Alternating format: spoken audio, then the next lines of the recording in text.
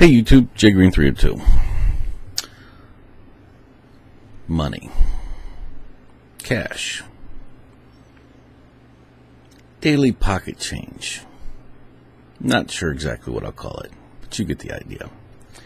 So what are we talking about?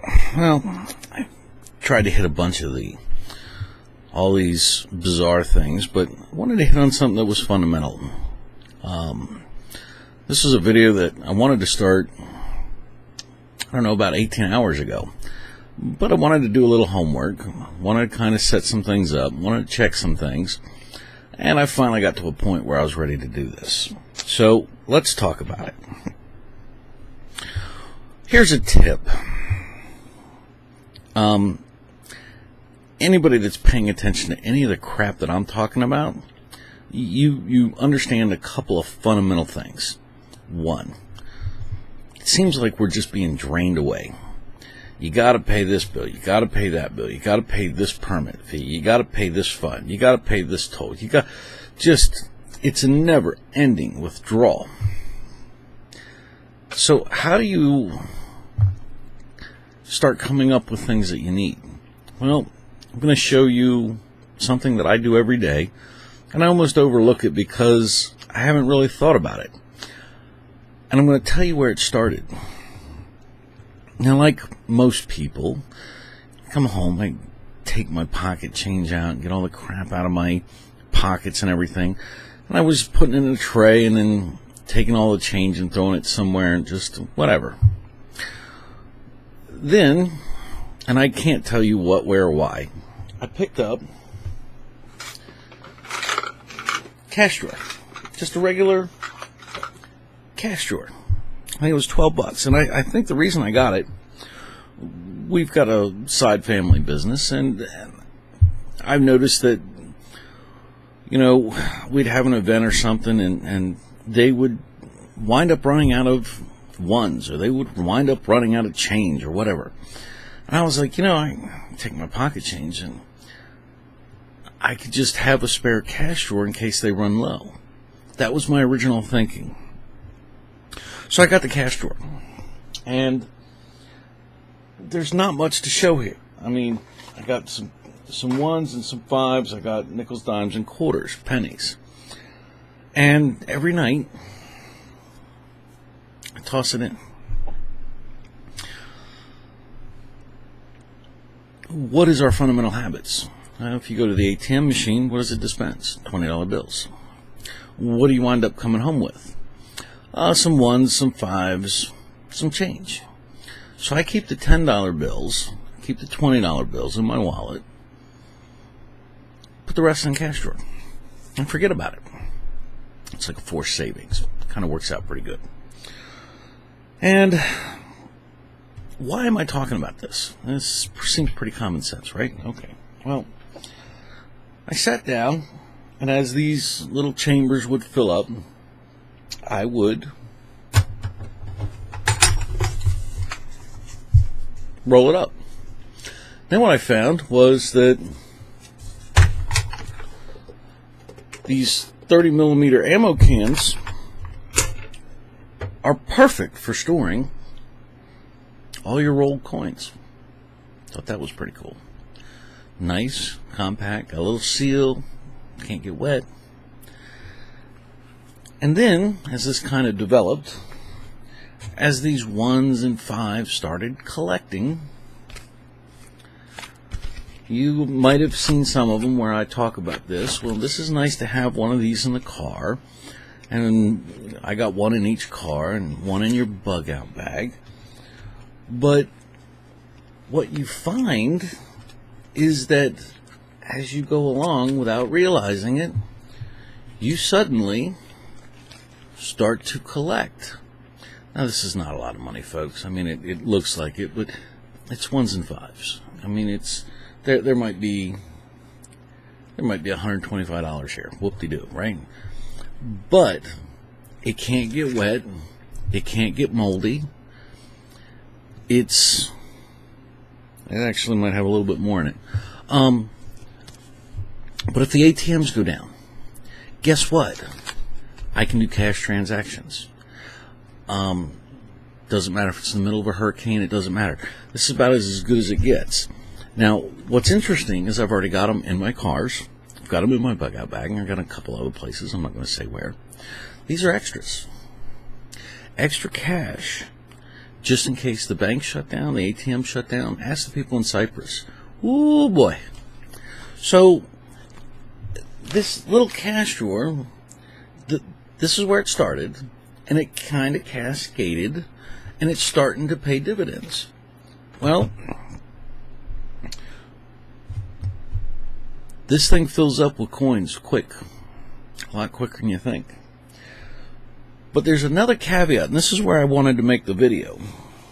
Aside from all of this, which has all of its nice little benefits, something that happens every day and you don't think about it, and suddenly, 6 months down the road, there's a little emergency stash there. And the ammo can full of coins. I don't think of it as currency, yet there is an emergency stash, a little security. But here's an interesting tip. Something that'll make this process even more interesting. I'm going to read it off here. I've actually pulled it up. Did you know, and I didn't know, I had heard things, but stupid me, I hadn't clued in on it. And last night, somebody pointed out to me, did you know that dimes and quarters, 1964 or older, are 90% silver? Did you know that if you have face value of $1.25 in pre-1964 or 1964 and older coins, you have an ounce of silver? I remember somebody saying something like this. Wasn't paying attention. The old mercury dimes, always keep your wheat pennies, blah, blah, blah. So here I am going through all this change. And at one point a while back, I had so much that I was tripping over. And I said, just screw this. I'll go to the bank, turn this shit in. Oops. So, dimes, Roosevelt dimes, 1946 to 1964, 90% silver. Quarters, Washington, 1932 and 1934 through 1964, 90% silver. Now, before you all go, half of you are going to go, well, you're an idiot. Yes, I am. And I'm making this video to explain I was an idiot, and I'm sharing it. For the other half to go, no shit. No shit. But before you get excited, apparently the U.S. government and everybody else has been filtering these puppies off. This is why it took a while. This is about, I think it's about $50 in dimes. And I checked every one of them. I can show you a 1967. I can show you a 1965, a 1964. No, 66. I can show you anything after 1964.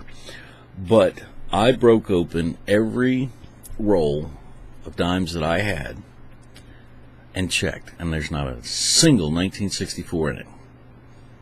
That was pretty frustrating. How are you supposed to make a video and not even show somebody a 90% silver coin?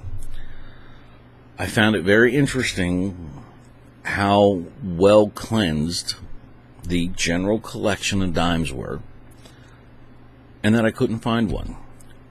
But I'm looking now. As of now, I will be checking everything, because you get $1.25 in 1964 or older coins, you have $23, because that's what the silver is worth. So I went through it. Let me tell you how much I went through it. This is about $150 in quarters, and pretty much like this, these big chunks up. These are 1965, 1967, 1967, 1967, 66, 67, everything but 64. So don't go getting excited about, you've got a cash trove in silver. That was all the goddamn, took a while to go through that. So I did the work, and I went through it, and that represents about 6 months of pocket change that has come my way, and I've thrown in the cash drawer, and I've been piling up. And the statistics say that even in 6 months worth of random collection, there ain't anything there. So that cheap silver collection pretty much isn't going to work. But one of the things I'm trying to point out is that I have $150, $160 in quarters. I've got $50 or $60 in dimes. And then the nickels and the pennies, which I don't know. But when this all gets wrapped up, I'll fill the ammo can, lock the ammo can up, set it aside. I'm not taking it in. If things go bad, I'm not interested. I think that it'll be important to have some form of exchange. You can't build your own printing presses and start printing what you need in order to start doing transactions. You even in a barter system, you have to have an economy. And to have a ready-made exchange source makes this worth having. It's also a nice financial stash, which you can't really go wrong with. This works in 100 different ways. It starts with one cash drawer and simply going, you know what? Anything that comes out of my pocket change, I'm going to put towards emergency systems for down the road. In case those ATMs crash, I've got something. In case things get tight, I can suddenly start liquidating, and I can come up with, you never know, you could come up with 500, you could come up with 1,000, depending on how you do this. And that's 6 months. So in a year, it might be 2,000. I don't know how long we can keep doing this before things really get bad, but you have to start somewhere. And as you start collecting all this and kind of doing as I'm kind of describing, you at least have some peace of mind and some security. You know that you have a cash reserve in your car, stuffed away somewhere. You don't have to worry about the money getting rotted or anything like that if you do your prep work. You have cans of cash sitting places. The ammo cans work great. They're sealed. They're environmentally, protected.